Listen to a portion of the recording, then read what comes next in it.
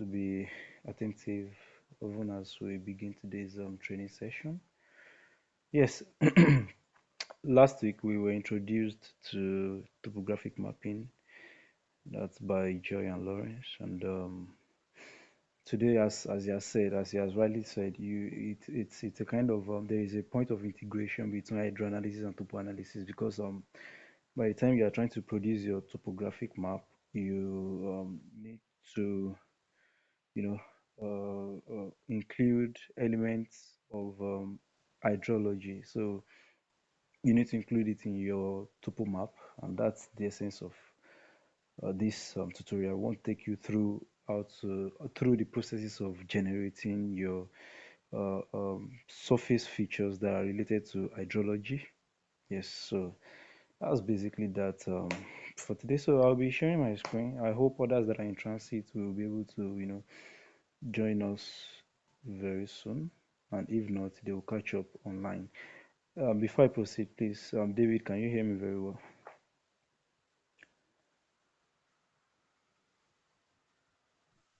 All right, very good. So, if time permits, I'll be co-teaching this class with Joy, but if not, I would take it all alone. So, let me. I'm trying to load my ArcMap. Sorry, just give me a few moments. Give me a few moments. All right. So, today, as I've said, we'll be talking about hydrological analysis, and then hydrologic modeling is there are tools available in your Arc toolbox. It is enabled with your spatial analyst extension. But when we started this training, the first time we introduced you to ArcMap environment, we asked you to check some extensions under customize. So we asked you to check, 3D analyst, spatial analyst, network analyst, and all like that. So this is the essence of those extensions. Provided you didn't check this spatial analyst extension, you won't be able to do hydrologic modeling because it is actually it works the hydrologic modeling tools, they work with the spatial analyst license. And it provides methods for describing the physical components of a surface, just like we've said. The characteristics of surface, that's what we are mapping with our digital elevation model. You have your slope, you have your aspect. There are characteristics of the surface. When you're talking about slope, you're talking about the surface configuration, you're talking about the physical features that you have on the surface. So that's why we say these hydrologic modeling tools, they are methods, they provide methods and tools for describing the physical components of a surface. It allows you to identify various aspects of hydrology. You have sink, you can determine direction of flow of rivers, you can calculate accumulation of water from rivers, you can delineate watershed, you can create stream networks and all like that. So using your DEM, that's your digital elevation model, using your digital elevation model, it is actually possible to delineate a drainage system and perhaps quantify the characteristics of the drainage system that you just delineated. So it is possible to, delineate a drainage basin, a drainage system.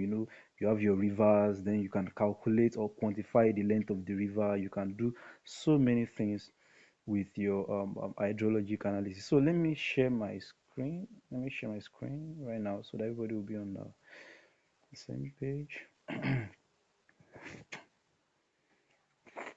All right. So I hope we can see my screen, please. Can we see my screen? All right. Thank you. Thank you. So we'll be dealing with as I've said, I was saying something about customize the other time that you came here when we started with training to activate extensions, and if you have not activated this extension, then doing spatial analysis will not be possible because that is where you have your yes, this is your spatial analyst extension, so it's checked. So you can always do your topographic and hydrologic analysis once they are checked. And then today, as I've said, this is our spatial analyst tool. And then last week you were with surface, and that's where you have your aspect, contour list, hue shade, and all like that. But today we're going to be looking at hydrology, and that's where we will have training today. I think there are about 12 tools right here. We have basin, we have flow accumulation, we have flow direction, flow length, sink, snap up point, stream link, stream order, stream to feature, and then you have the watershed. So, let me just take some time to elaborate on each of these two. Then we go into the practicals proper. So, in the first place, what is this now?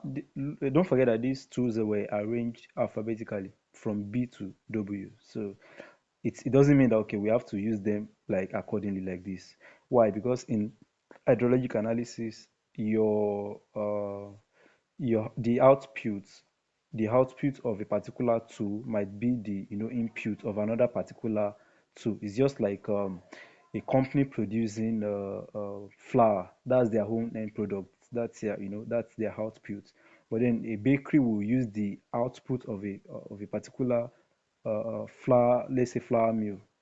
The output of flour mill is flour. Then a bakery we use their own output as an input. So that's how hydrology tool work.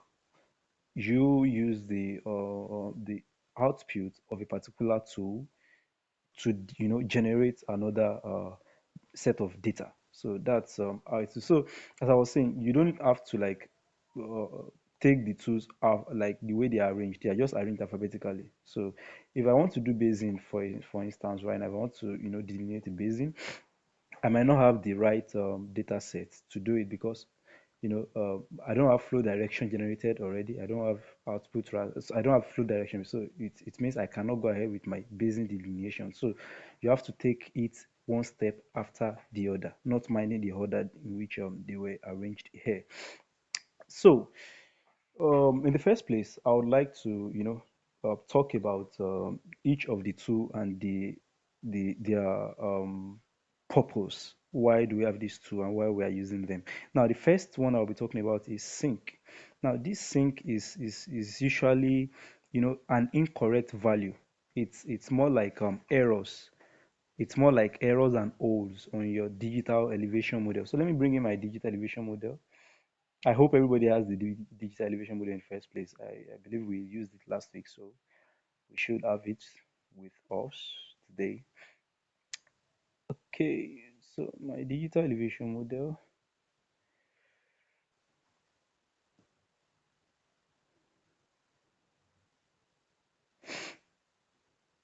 All right, this is my digital elevation model, and the essence of using this sync is to identify holes, identify errors on your digital elevation model.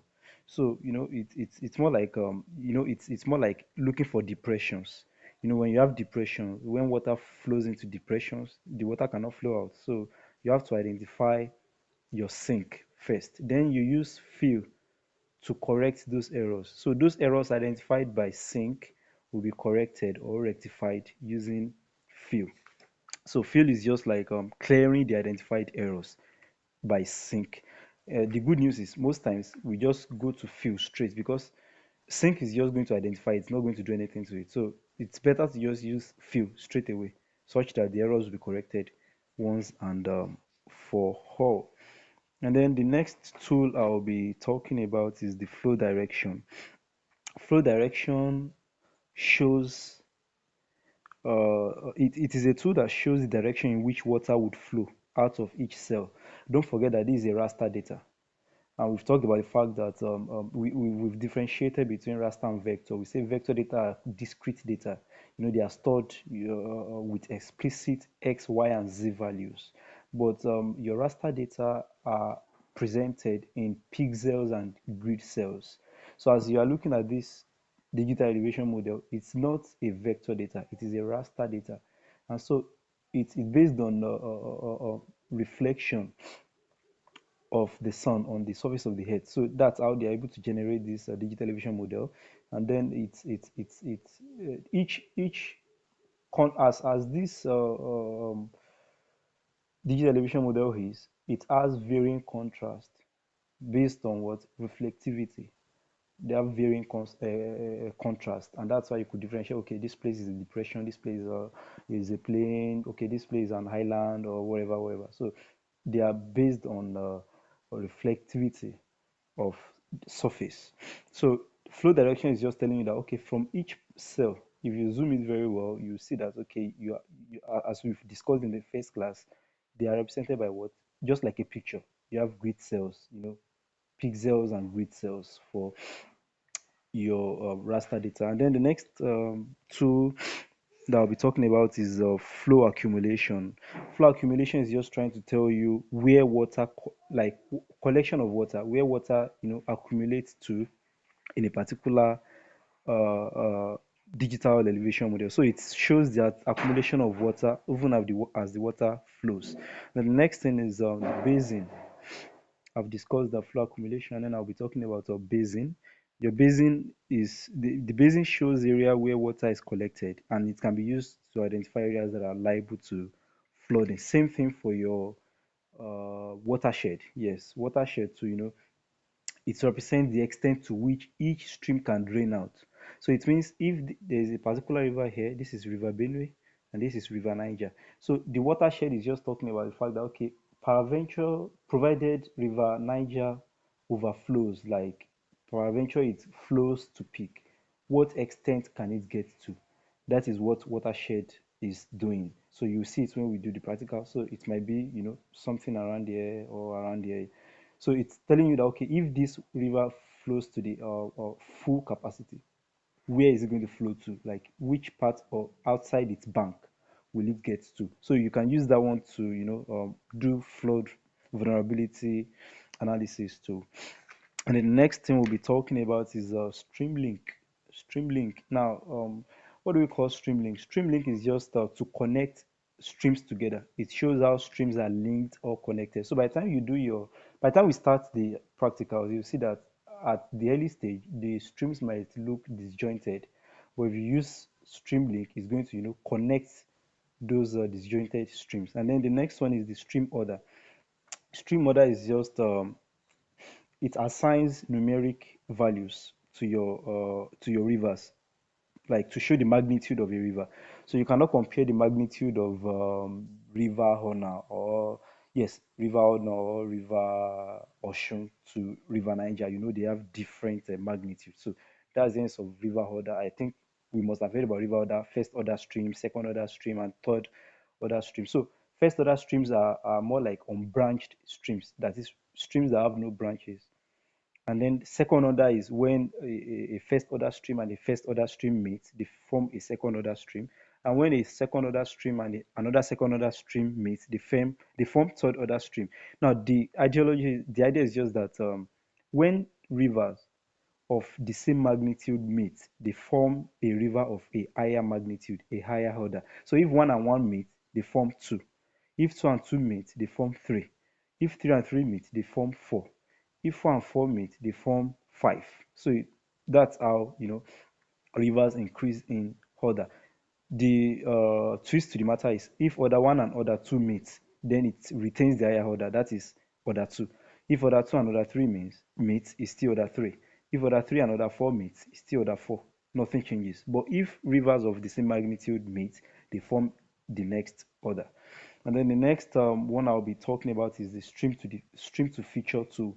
Stream to feature tool, don't forget I said whatever thing you are deriving from this digital elevation model, it is what? Raster. So it is your stream to feature tool that you will use to convert the raster to vector so that you can use it for other purposes.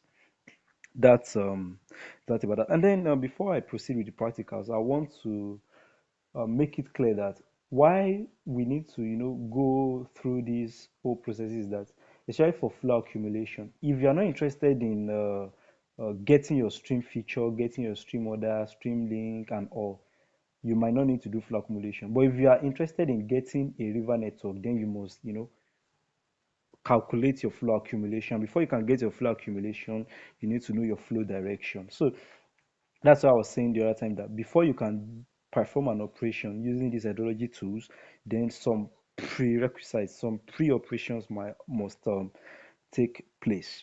And then I think, yes, I've not talked about the flow length.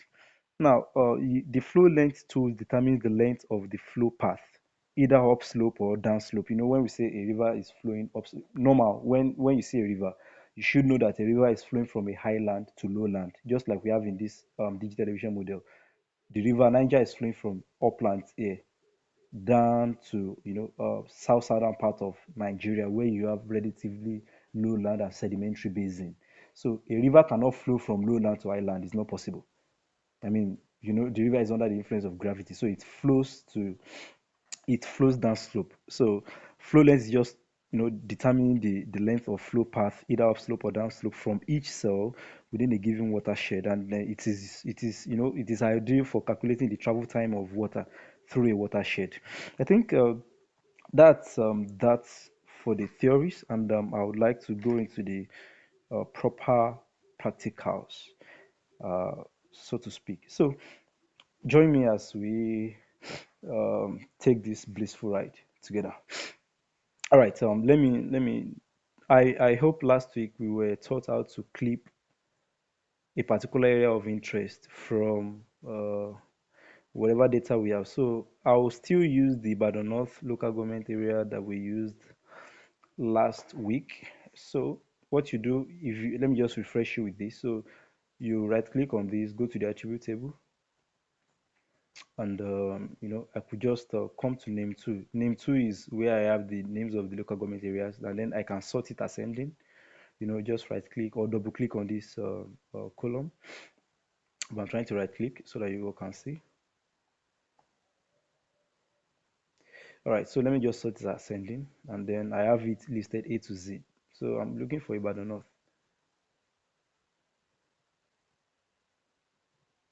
Okay, so this is Ibadan North. Just select it from here.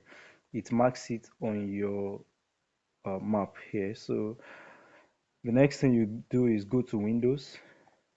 I think we can see that it has been selected already, but the north has been highlighted. So the next thing you do is go back to your Windows, click on image analysis, and then click on the Nigeria DAM, and then use the clip tool to clip the particular area of interest. So I'm using my clip tool right now, and you can uncheck Nigeria DAM, uncheck Nigeria OJ. You don't have any business with them again. Then zoom this clipped DAM to layer. So this is the clipped raster data, the clip DAM of Ibadan North local government area. So I don't have any interest in all these here for this. I can remove them. I can remove these two. So this is what I'll be working with today. I just did that to refresh our brains on how to do the clipping. All right. So the first thing we'll be doing is the fill. Now, don't forget I told you that you can skip sync and go to fill, because sync is just going to identify the errors, but fill is going to rectify it for you. So why not just jump to fill and proceed with your work? So I'll be starting with fill, and then it's saying input surface raster. Obviously, that's my clipped DAM, and then the next, sorry, it's loading.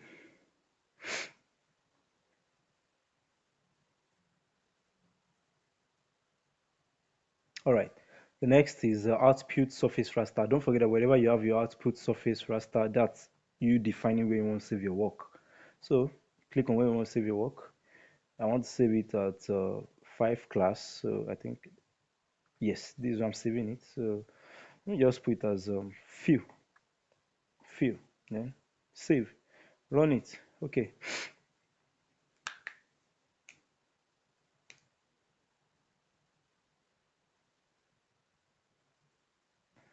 Oh, sorry about that. I think there's an error somewhere. Let me run it again.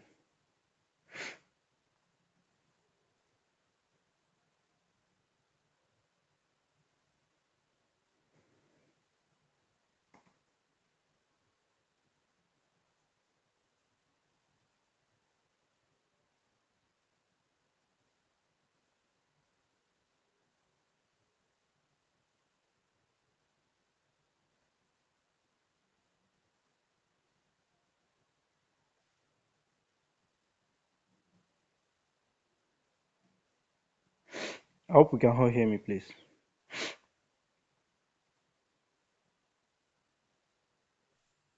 All right. All right. Thank you. Sorry, it's taking time to load. Let's just wait a bit.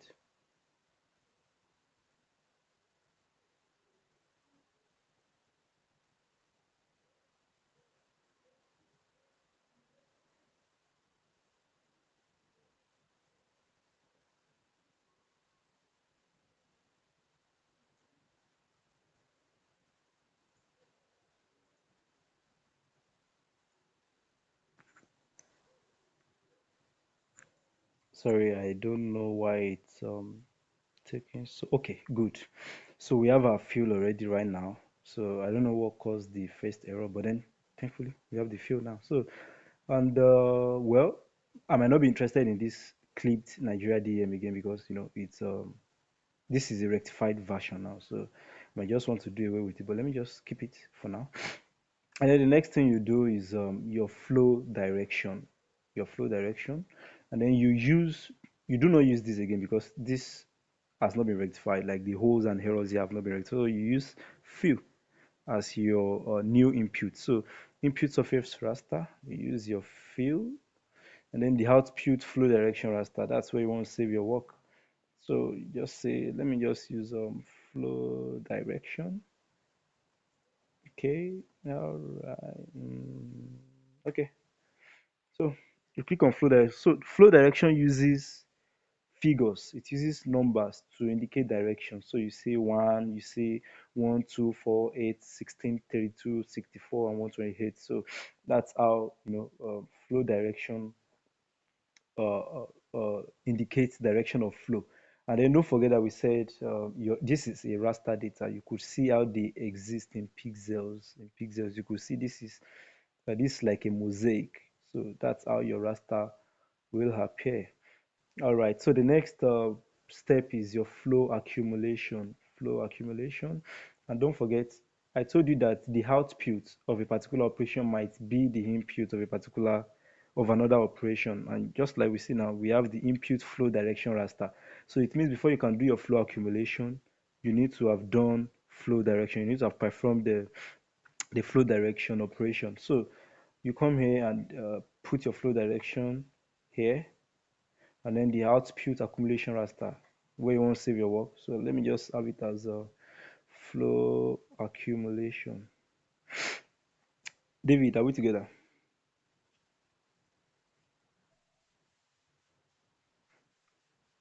Okay, so where did you have the issue? Okay, your field just came up, right? All right. I think the only thing I said is that after field, you do your flow direction. Flow direction. Just impute the field as the input surface raster. So you have the field because the field is the rectified version of the clipped Nigeria DEM. So use the field, then you define where to save. So I called it flow direction like this. Then just save it and then click OK. Now why it's giving me this error is because I have a particular, I've saved it already. So it's not going to accept the name again. So you could just do that and run it. And let me know when you do that.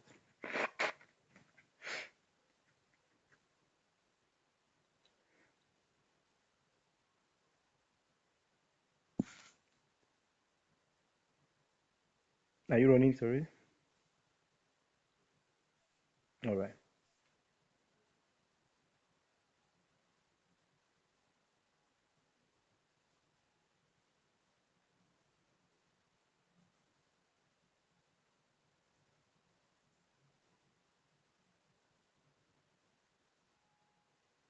So when you're done with your flow direction, the next is flow accumulation. And I said your flow direction output will be the input for your flow accumulation.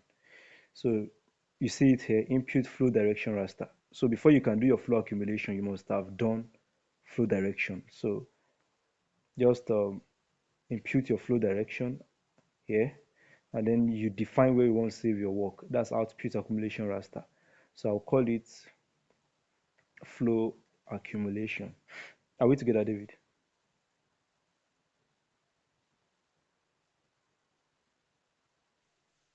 All right. So you define where you save, and then it's telling you input weight raster. That's optional. You could leave it there. Then output data type optional. I think we have float and integer here, so just leave it on float as it is, and then you click OK. So it's going to give you flow accumulation. So let me run it.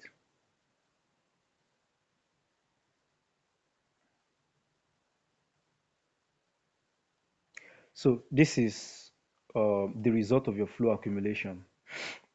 You know, it means water is flowing from this particular region of the map and it's accumulating at this particular edge. So it means we have more water accumulating at this particular edge than here. So you could see low. So wherever you see these black patches, then you have low water accumulation there in those cells. Wherever you see these white patches, then you have high, water accumulation. Same thing for here. You see relatively high water accumulation around this side, around here, and around here too. So that's that about flow accumulation. Are we on the same page, David? All right, very good. So the next thing is to visualize the stream network. Don't forget, I mentioned the other time that if you're not interested in generating stream network, then there's no need doing flow accumulation. But right now, we've done flow accumulation. Why? Because we want to generate a stream network. We want to convert, we want to have rivers extracted from our digital elevation model. So in order to visualize this stream network, then you need to, slightly deviate from your spatial analysis tool and go to your map algebra. So you go to map algebra, it's just below. This is hydrology tool. So this is your map algebra here, still under the spatial analysis tool. So come to map algebra, expand it, then you see something like raster calculator. So open the raster calculator. Now what you do right now is to perform logarithm operation, find the log 10 of the flow accumulation, then it's going to bring out the stream network for you. So just click on just come to this math here and scroll down. You see log 10, so double click on log 10. Once you double click on it, it brings it into this box, and then you see that the cursor is actually blinking in between these brackets. So what you do right now is we want to find the logarithm of flow accumulation. So the next thing you do is double click on this flow accumulation here, on these layers and variables. So the operation we are trying to perform right now is log 10 of flow accumulation. Let me run it again. We want to make our stream network visible, and that's why we have to come to our map algebra, open your raster calculator, come to math here, and then click on log 10, double click. It brings it here. Then you see the cursor blinking within the bracket. Then you click on flow accumulation. So we are trying to find the log 10 of flow accumulation now. So then define what we want to save it. That's output raster. So I'll put it as a log flow hack, log 10 of flow accumulation. Then you save and then run it.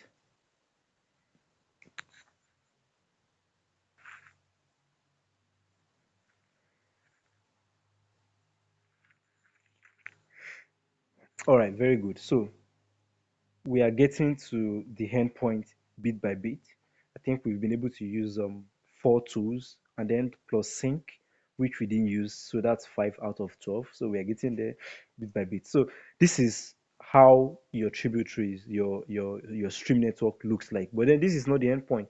So what you now do is to reduce the number of the network that you have right here, just go to the map algebra again and then open raster calculator, and then you will perform conditional operation.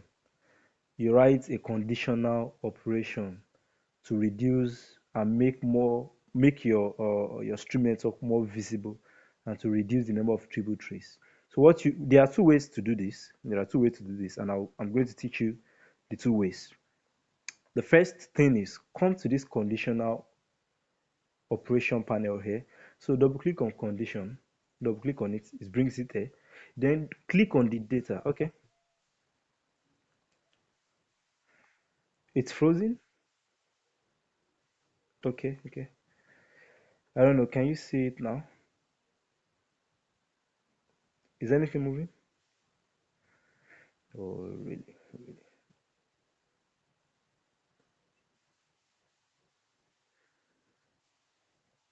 Yeah, sure. Okay, sure. Do that.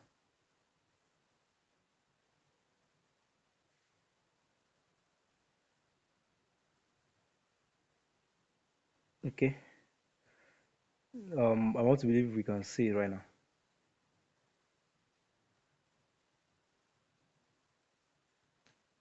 Can you see my screen right now? Is it interacting?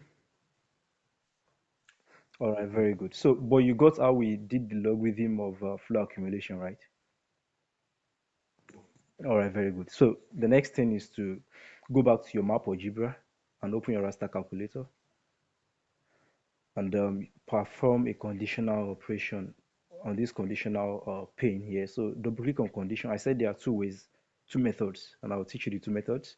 So the first is double click on this condition. It brings just like your log flow, the way it brought it out. So then you click on log flow accumulation. That is the logarithm of flow accumulation that you just derived here. So you click on it, double click, it brings it in here. Are we following? All right, very good. So the next thing is to now click on greater than or equal to. Click on greater than or equal to, then select punch one, greater than or equal to one. Then move the cursor to this other edge of the bracket, and then select the data again. That is logarithm of flow again. Now let me do it once again. Double click on condition.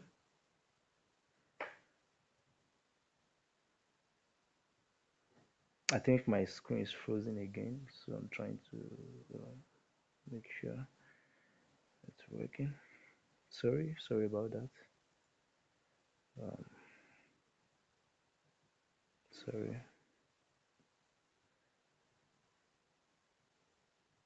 sorry. Okay. All right. So double click on the condition, and then double click on log flow hack, and then click on greater than or equal to.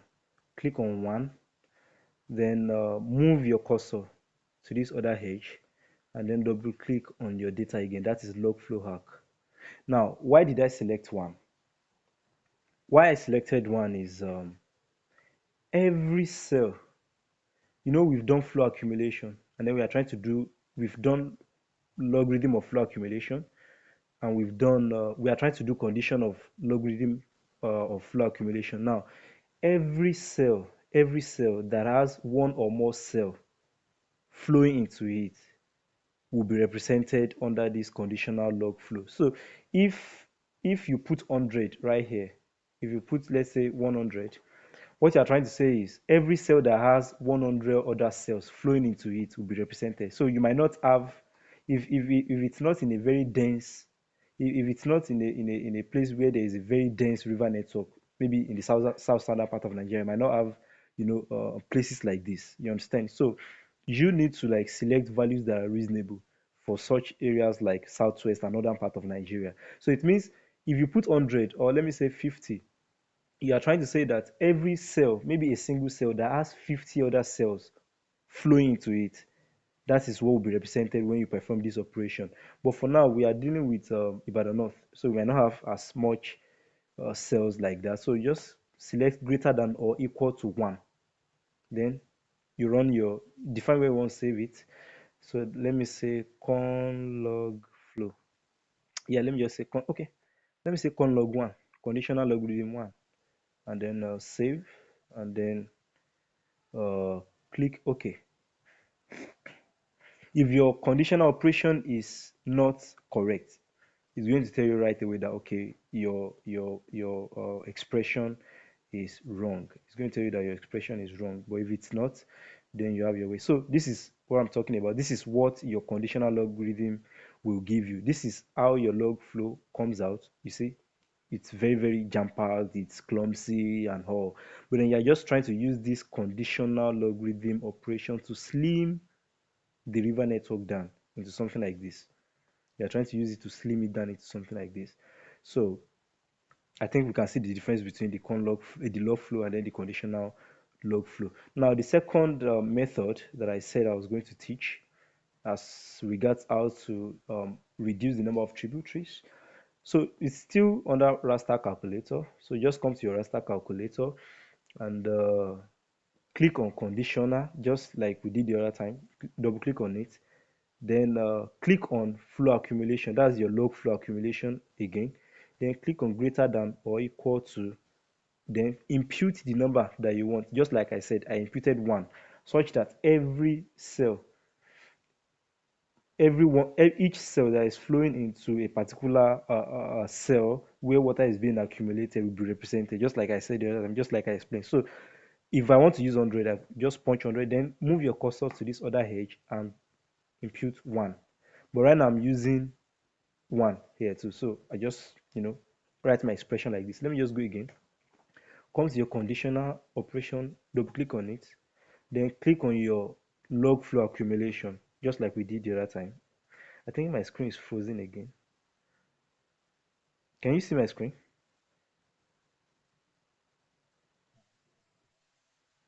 It's frozen. But did you see the first part, the first conditional operation that I did?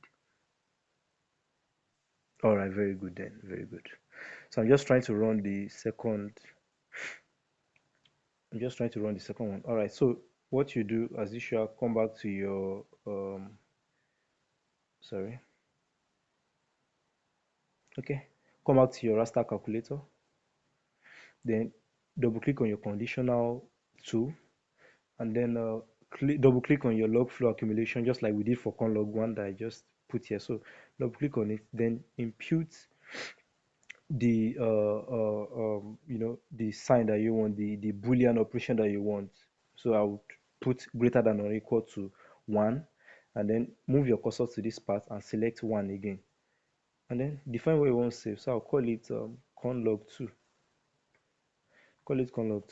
and then okay. So the only difference is this one will be represented by black patches. So let me uncheck other um, outputs that we had. So this is your conditional log 2. You see it's similar, it's identical to what we have here.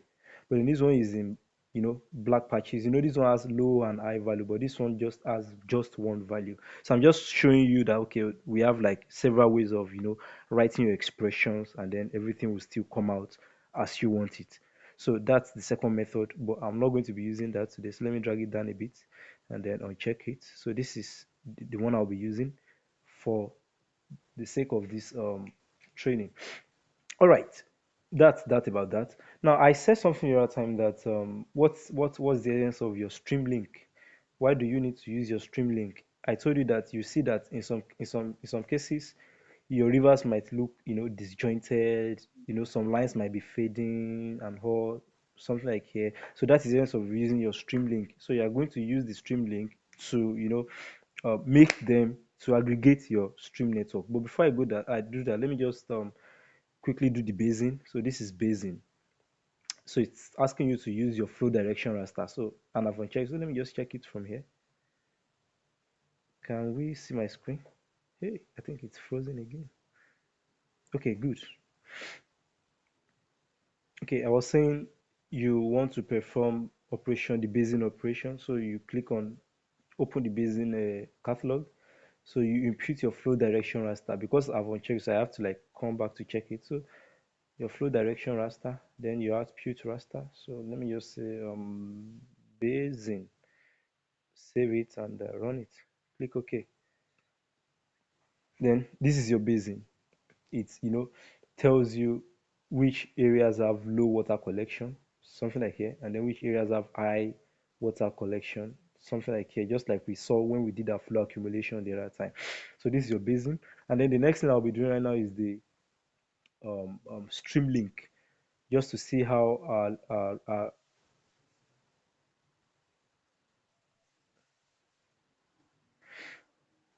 okay. Can we see now?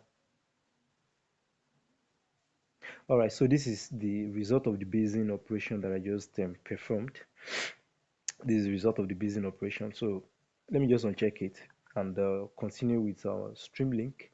So let me just come to stream link here. All right, so this is stream link. What do we need to do to this stream link? So the first one is the input stream raster. Then now my input will be my conditional log flow, because this is right here on my screen. So I'll be using the conditional log flow, that's con log 1, as my input, and then it's asking me to impute my flow direction raster. So flow direction again, and then the output raster where you want to save your work.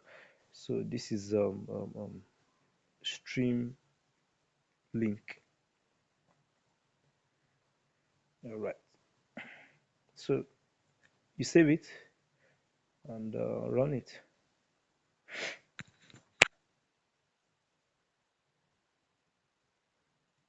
Okay, now if you look at your conditional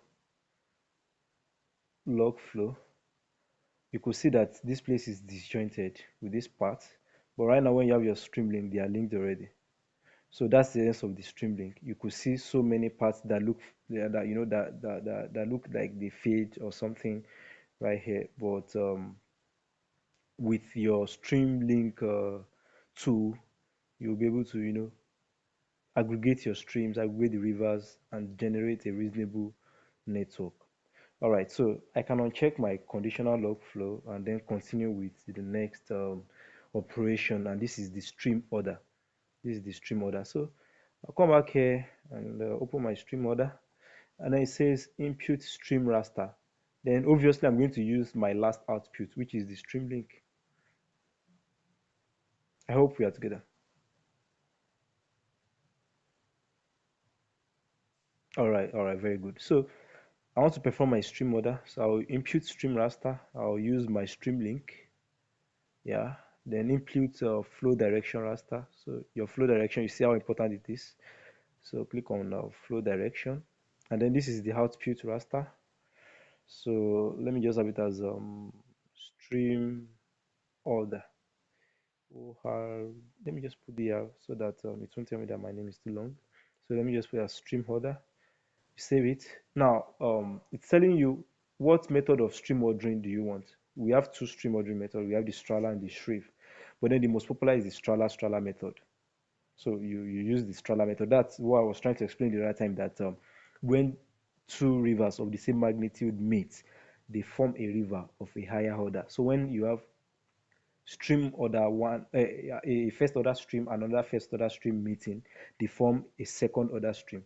When you have a fourth order stream, another fourth order stream meeting, they form fifth order stream. But when you have a second order stream and a third order stream meeting, it still retains the third order stream. You understand, please? All right, so I'm going to select the Strala method, and yes, I think I'm good with that. So just click OK. All right, so this is your stream order. All these unbranched hands. Oh, okay. So this is the result of the operation for the stream ordering. So your unbranched rivers, they are the first order streams. Can you see that this is what is representing the first order stream? And this is the second order stream, the green, and then the blue is the third order stream. So as I've said, when you have a stream order one and order two, or order one, when they meet, they form order two, just like you have here. Here, this is order one, this is another order one, they form order two right here. Now this is order one and order one, they form order two. This is order one and order one, they form order two. Now this is order one and order two, it still retains order two. But when it goes to this point, you have order two and order two. It forms the third order three stream. So every unbranched river is a first order river. But when you have first order river coming together to meet another first order, they form a second order stream, and on and on and on like that till you get to the peak of the stream ordering. So this is your stream order right now. And then the next thing we want to do right now is to convert, because these are still in raster format. Don't forget that your vector can never look like this. This raster looks coarse. It looks like, grid cells. So they are not what we want. This is not the end product. So we want to convert it to shapefile. That's vector format. So what you do is come to your Arc box again, then come to stream to feature. So once you open your stream to feature, it asks you input stream raster. Then input your stream order as your raster. So you have your stream order, and then input the flow direction raster. So um, I think my screen is frozen again. Can you see my screen? It's frozen. Okay. Let me try to close this. Okay, good. So you come back to your stream to feature, open it, input stream raster. So that's your stream order. That's the last um, output that you have. So you click on it, then you have your input flow direction raster. So come to your flow direction, check it, and then the output polyline features. So you call it let me say stream to feature, stream to feature. Then you see it is not raster class again, it is feature class. So you save it, and then you click OK. All right. So let me uncheck the flow direction, and let me uncheck the stream order, and which other one? Stream link. All right. So you have your river network generated from your DEM. So this is vector now. This is no longer raster. So you can, manipulate it. You can change the color. You can do all sorts of things that you want with your output. So before I proceed with basin and oh sorry, with watershed and flow length, I just want to do something. All right, so these rivers now, they are just like everything is just looking the same. No distinction between first order, second order, and third order streams. What you do to differentiate is simple. Just symbolize. Now, if you come to your stream to feature and open the attribute table, you see something like grid code. This grid code is the one specifying which one is first order, which one is second order, and which one is third order. If you look at this is a first order stream. It's an unbranched stream. If you look at this, is a first order stream too. If you look at this, it's a first order stream. It's unbranched. So you could sort it. So all this from here to here are first order streams. They are unbranched streams. So in all, we have 141 first order streams within this basin. And then here you have the second order streams. Second order streams are, you know, I'm using my shift key to select. Okay, okay.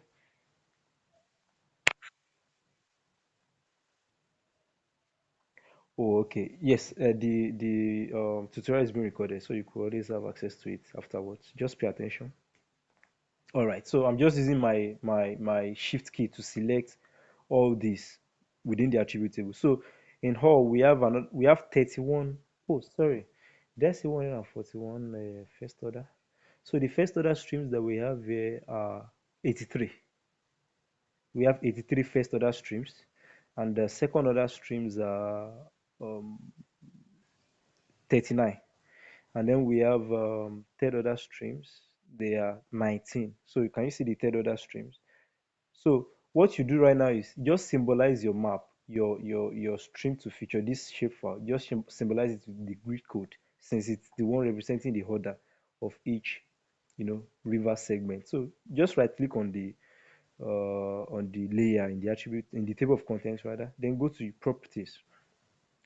So from properties, you go to symbology. So yeah, this is symbology. Then choose categories, and then you see the value field, the value feed. So I'm going to use grid code because that's where the river orders, that's where they are stated. So click on grid code, uncheck all other values, then add all values, apply. So once you apply, it takes effect on the map, and then click OK. So you could come here to give it suitable colors. Your rivers must be blue, definitely. You can't use black for river. So you click on river like order, first order. This is first order, so you can click on this, and then click OK. So it's going to symbolize that this way. Then second order, you can still click on, then increase the width to, like, let's say 1.2. Use 1.2. So you could differentiate between first order and second order based on the thickness of the lines. Now then the third order, you could, choose a deeper blue color, something like this, and increase the width to, let's say, 1.2 as well. And then click OK. So you can see that there are differences, although we still use blue, but then there are different shades of blue to represent each river order. So these are first order rivers, very thin, and then you have the second order, something like this, and then you have the third order with, thicker width and then deeper shade of blue. So that's that with stream to feature. So if you want to perform hydrologic analysis for any area, just run through all these steps, and then you would be able to extract your river network from your digital elevation model. And then you can always overlay this particular shapefile that you have created on other maps of your areas of interest. If you're dealing with Ibadan North now, you don't need to, like, start digitizing your rivers from Google Earth again. Just perform your hydrological analysis and then overlay it on your map. All right, the next tool that I'll be using right now is the watershed. But before you can perform watershed, now let me show what the watershed looks like right here. Okay, yes. So this is more like a drainage basin, actually, just like what we did the other time. A basin. I think I showed you what a basin is. I think yes, this is a basin right here. So this is, a basin is more like the extent of flow of a particular river. So now, if you see this river now, it has tributaries. It has tributaries. But then don't forget that there might be other rivers outside of this place. So the catchment of this particular river, consisting of its tributaries and distributaries, that is what we call what? A basin. So it means any water that is coming into this basin cannot be found outside of these dotted lines. So it is we call something drainage divide. Drainage divide is more like the point of partition between two drainage basins. So it is very much possible that you have another river just outside of this drainage basin, that it has its own basin too, just like here. So it means any water that is coming into this basin, this is the end point. So any water that falls here either falls into this basin or falls outside of this basin. So this is more like a drainage divide. So any water that is meant for this basin that is being delineated here cannot be found within this particular basin right here. So that's the sense of drainage basin. But right now, let me just show you how to create watershed. Don't forget, I said watershed, it indicates the full extent of flow of a particular river. So this particular river that you have here, if peradventure there is flooding and all, what is the what extent, to what extent can this river flow to? I say it is actually very, very ideal for flood vulnerability mapping and all. So just come to your Arc toolbox again, then come to your watershed. But before you do your watershed, you need to create feature pour point. Create feature pour point. So we've not done that yet. So you come back here and come to snap pour point. So open the snap pour point and then input raster of feature point data, and then that will be your stream to feature. And then the pour point field, I think let me just put it on Greek code. Yes. Then input accumulation raster. So that's your flow accumulation raster. So check my flow accumulation raster. So this is flow accumulation, and then output raster. That's where you want to save your work. So let me just put it as okay, pour point. Then you save and then click OK. So it's going to generate snap pour point for you that you'll be able to use for your, okay, this is the pour point. So you'll be able to use it for your drain watershed, for your watershed. So you just come here and click on watershed. So it's telling you input flow direction raster. So if you have unchecked this, you come back to check it. This is my flow direction. And then input raster of feature pour point. This is what we just generated now, the pour point. So come here and select pour point, and then the pour point field, that's value, leave it there, leave it as the default. So Just name it as watershed, and save it, and punch OK. So I'm not interested in watershed again. I'm not interested in, oh, sorry, I'm interested in watershed, but I'm more interested in pour point and flow accumulation and flow direction. All right, so this is my watershed. Just as I've said, you can use this watershed to determine hazard class of a particular river. So this is, let me use some more appealing colors. Let me use green for the first. Let me use okay, rose for the second, and then red for the third class. Let me use red. Good. Now, based on the magnitude of each river, it means this particular river, if it overflows, then there is less danger attached to it because it's just a first order river. The magnitude is actually low compared to a second order river. So everywhere you see this green, it means okay, it is still, the areas are liable to flooding, but not heavy flooding. But come to third order rivers, they are rivers of very, very high magnitude. When you're talking about high order rivers like River Niger, if they flood, the adjoining coastal land, they will be submerged. So that is why the hazard class right here is higher than what you have with first order streams. So this your watershed is trying to tell you areas that are prone to flooding, areas that are prone to, that have this high risk of being flooded. So that's the essence of your watershed. Just like you have here too, you have a kind of third order river here too. So if this river should flood, then these places will be inundated, they will be submerged by water. And that's the essence of your watershed for hazard class classification in hydrologic analysis. So I think we've been able to touch every of the two except what, okay, flow length. Your flow length is just, it's just normal. So just input your flow direction raster for your flow length. So this is my uh, flow direction. Then your output raster, just, you know let me say flow length. All right, then you save it. So direction of measurement, downstream or upstream. Anyway, I would prefer downstream because your river obviously flows downstream. So click OK, and then you generate your flow length. So it has values, yes, it has values 0.05, whatever. So that's about um, hydrological analysis. So we will give an assignment based on what we've learned so far last week. That's for topo mapping and hydrological mapping. So you will go ahead and prepare a typical topographic map. So your topographic map will have your slope, it will have your contour rather. You might put hillshade, you have your stream, you have your roads, you have your rivers, you have your path, you have landmarks and all that. So the area that you will use for your assignments would delineate it.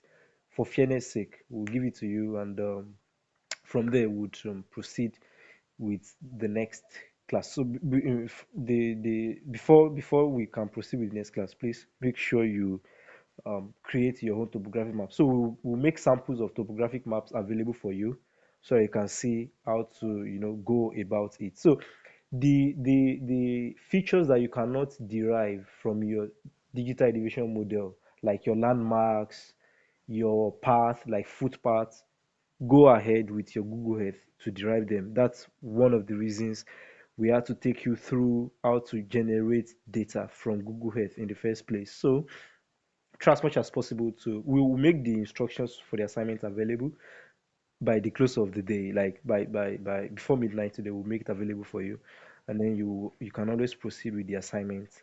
And if there are problems, if you encounter problems on the way, you can always reach out to any one of us. All right, so thanks for listening, thanks for your patience, and I hope we've had a very, very good training today. So if there are questions, please feel free to ask right now. David.